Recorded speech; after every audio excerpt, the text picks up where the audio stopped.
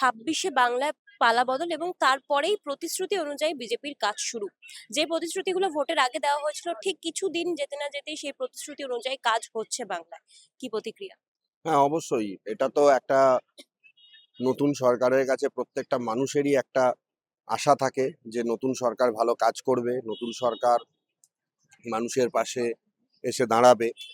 যে অপব্যবস্থা এতদিন চলেছে, মানুষের ওপর যে অত্যাচার হয়েছে, বিশেষ করে আমি বলবো যে থানাগুলোতে থানাগুলোতে সাধারণ মানুষ অভিযোগ জানাতে গেলে পয়সা ছাড়া কোনো অভিযোগ লিপিবদ্ধ করা যেত না। মানে এই ভোটের কদিন আগেও আমার মক্কেল থানায় গেছে, জেনুইন অভিযোগ নিয়ে মারধর করা হয়েছে।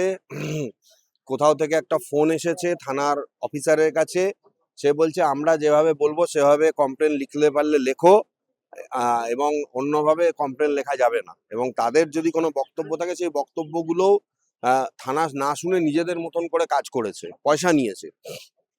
আশা করবো এই জায়গাগুলো রেকটিফাই হবে এবং মানুষের জন্য অনেক কাজ করবে। নতুন যে বিজেপি সরকার এসেছে, মুখ্যমন্ত্রী যে প্রতিশ্রুতি দিয়েছিলেন বা বিজেপির ইস্তাহারে যে প্রতিশ্রুতির কথা বলা হয়েছিল সেই প্রতিশ্রুতিগুলো হবে। আয়ুষ্মান ভারত প্রকল্প চালু হয়েছে, হ্যাঁ, মহিলাদের জন্য সরকারি বাসে ফ্রি, এবং আরো নানান যে অন্নপূর্ণা ভান্ডার প্রকল্প।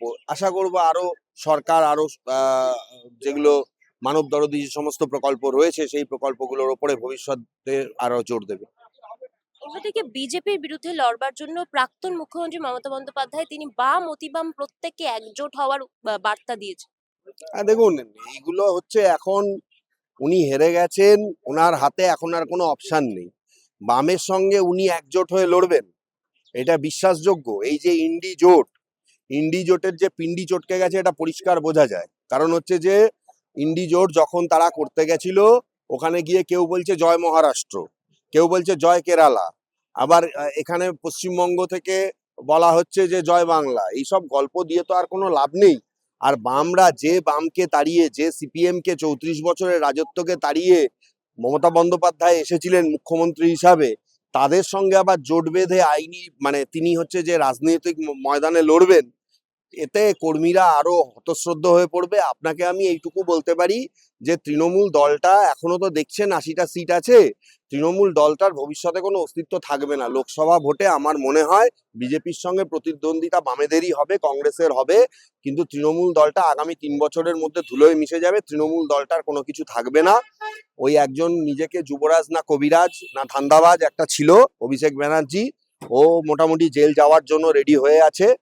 প্রচুর অভিযোগ, সুজিত বসু অলরেডি জেলে চলে গেছে।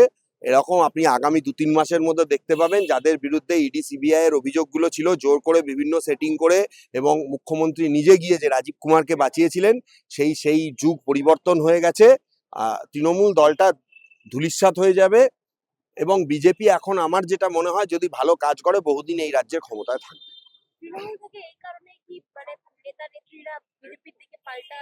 যাওয়ার চেষ্টা করছে, কিন্তু আমার মনে হয় বিজেপির এদেরকে এন্ট্রি না দেওয়াই উচিত। বিজেপির এদেরকে এন্ট্রি না দেওয়া উচিত, কারণ মানুষ যে প্রতিশ্রুতি নিয়ে বিজেপিকে নিয়ে এসেছে, মানুষ যে আশা নিয়ে, যে প্রত্যাশা নিয়ে বিজেপিকে আজকে এই ক্ষমতায় নিয়ে এসেছে, সাধারণ মানুষ যদি দেখে তৃণমূলের চোর চিটিংবাজগুলো আবার ওই দলটাতে জয়েন করেছে, তাহলে সাধারণ মানুষ কিন্তু বিক্ষুব্ধ হবে। যেমনই ঠিক আমি বলবো আরেকজন জননেতা নওশাদ সিদ্দিকীর কথা। নওশাদ সিদ্দিকী নিজে জিতলো, কিন্তু এই তৃণমূলের একটা 6 মাস জেলে থাকা, 6 মাস বাইরে থাকা আরাবুলের চোরটাকে ক্যানিং দক্ষিণে লড়ার জন্য তাকে টিকিট দিল, সে সেখানে হেরে গেল। কারণ মানুষ চোরদেরকে চায় না, মানুষ চিটিংবাজ ধাপ্পাবাজদের চায় না। এটা বুঝতে হবে, এটা বিজেপিকেও বুঝতে হবে। এবং আমার ধারণা বিজেপির যা কর্ম ক্ষমতা রয়েছে বা বিজেপির যা লোকজন রয়েছে, বিজেপির মধ্যেও অনেক ভালো লোক রয়েছে। তৃণমূল থেকে লোক এনে দল ভারী করার প্রয়োজন আছে বলে মনে করি না। হ্যাঁ, এটা অনেকেই প্রশ্ন তুলবেন যে একসময় শুভেন্দু অধিকারী তিনিও তো তৃণমূলে ছিলেন, কিন্তু সেটা অনেক আগের ঘটনা। তিনি এটাও দেখতে হবে তার গাটস ছিল, তিনি দুবার প্রাক্তন যিনি মুখ্যমন্ত্রী 2021 সালে তিনি নন্দীগ্রাম থেকে হারিয়েছিলেন, এবং 2026-এ 15,000-এরও বেশি ভোটে তিনি তাকে ভবানীপুর থেকে হারিয়েছেন। সুতরাং এটা পরিষ্কার যে বিজেপি নিজেই যথেষ্ট ভালো দল, এবং ভবিষ্যতে বিজেপি এই রাজ্যের জন্য ডবল ইঞ্জিন সরকার হিসাবে অনেক কাজ করবে। শ্রমিক ভট্টাচার্য তিনি বার্তা দিয়েছেন জয় শ্রীরাম স্লোগান যেখানে সেখানে ব্যবহার করা যাবে না, এর একটা মাহাত্ম্য আছে, কি মনে করছেন? হ্যাঁ, এটা এটা হওয়া উচিত। এই জয় শ্রীরাম স্লোগানটা দিয়ে দেখছি অনেক জায়গায় মানে উম, মানুষ আনন্দ উৎসব প্রকাশ করছেন, করুন, সেটা অসুবিধা নেই কিছু।